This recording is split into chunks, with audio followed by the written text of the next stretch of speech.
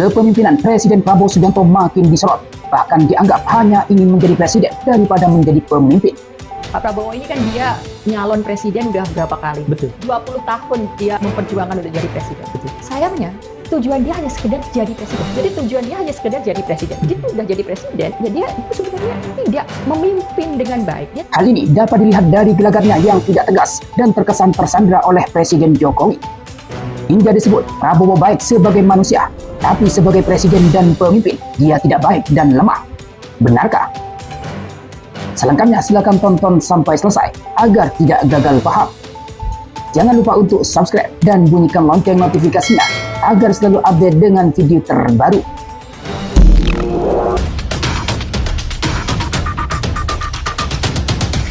Assalamualaikum warahmatullahi wabarakatuh. Hai sahabat arah baru, bertemu kembali dengan saya di channel ini.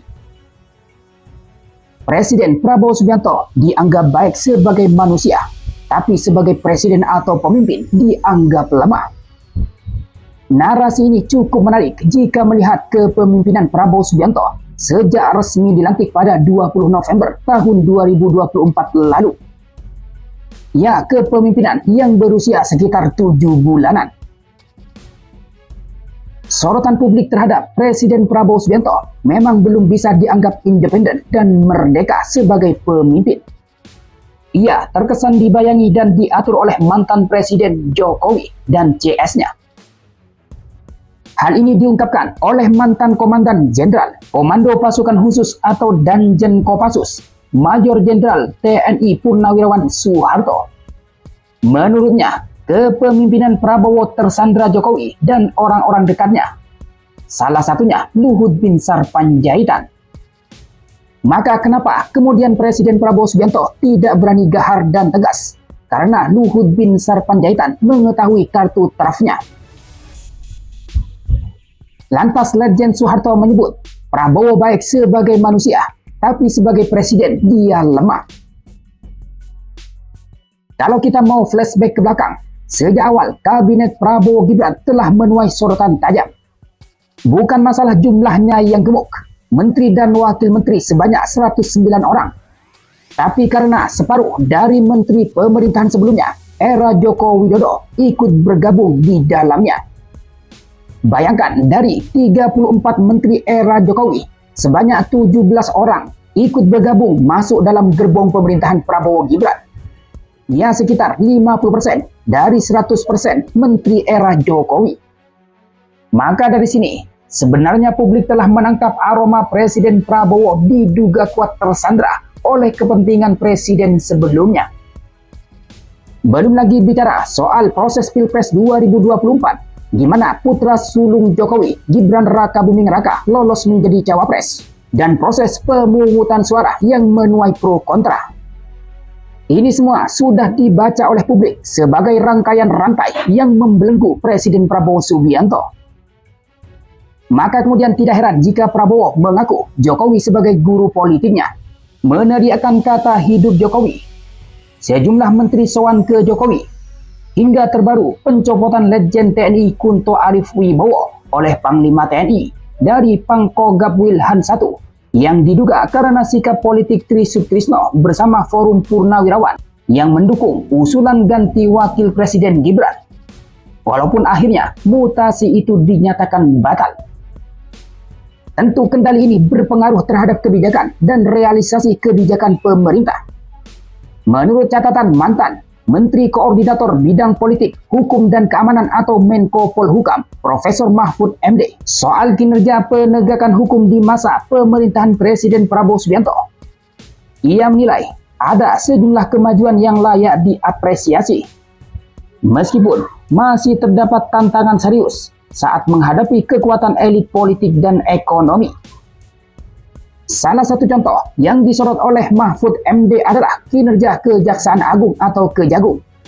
Ia menilai lembaga tersebut kini lebih berani dan profesional dan menunjukkan sikap independen yang kuat. Meski begitu, Mahfud MD tidak menutup mata terhadap masalah klasik yang membayangi penegakan hukum di Indonesia, yaitu ketika proses hukum menyentuh dua entitas, yaitu ketika menyangkut oligarki dan petinggi koalisi. Maka di titik inilah proses hukum kerap melamban dan terhenti di tengah jalan. Seperti kasus yang menjerat Tom Lembong, Pagar Laut, dan lainnya. Maka kemudian di sini Prabowo dianggap sebagai presiden boneka. Sementara respon Prabowo Subianto disebut presiden boneka, dia menegaskan hal itu tidak benar. Saya dibilang presiden boneka. Saya dikendalikan Pak Jokowi. Seolah Pak Jokowi tiap malam telepon saya. Saya katakan itu tidak benar, tegas Prabowo 5 Mei 2025. Penegasan Prabowo bahwa dirinya bukan presiden boneka Jokowi. Karena menurutnya melakukan konsultasi dengan presiden sebelumnya seperti Jokowi, SBY, dan Megawati itu hal yang wajar dan tidak ada masalah. Adapun isu terbaru bahwa Panglima TNI Jenderal Agus Subianto memerintahkan prajurit TNI melakukan pengamanan terhadap Kejaksaan Tinggi dan Kejaksaan Negeri di seluruh Indonesia.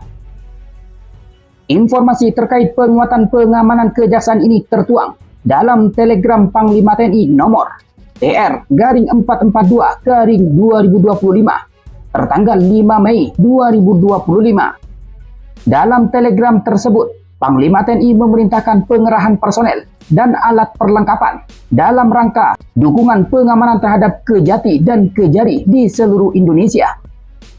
Menurut analisis pengamat politik dan militer Universitas Nasional atau UNAS Jakarta, Selamat Ginting menilai pengerahan TNI tersebut karena publik membaca Komisi Pemberantasan Korupsi atau KPK dan Polri masih menjadi kaki tangan Presiden ke-7, yakni Joko Widodo atau Jokowi.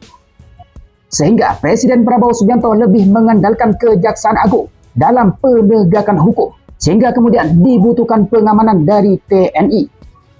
Jadi dengan di backupnya Kejaksaan Agung oleh TNI, terlihat di sana ada pertarungan politik dan kewenangan antar instansi.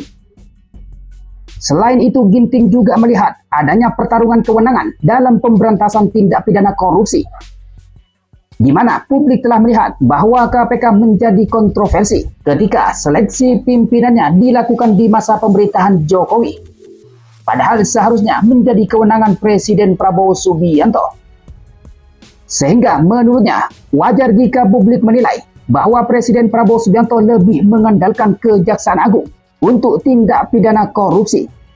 Bukan KPK yang penuh kontroversial yang di-backup oleh kepolisian, sementara Kejaksaan Agung di-backup oleh TNI.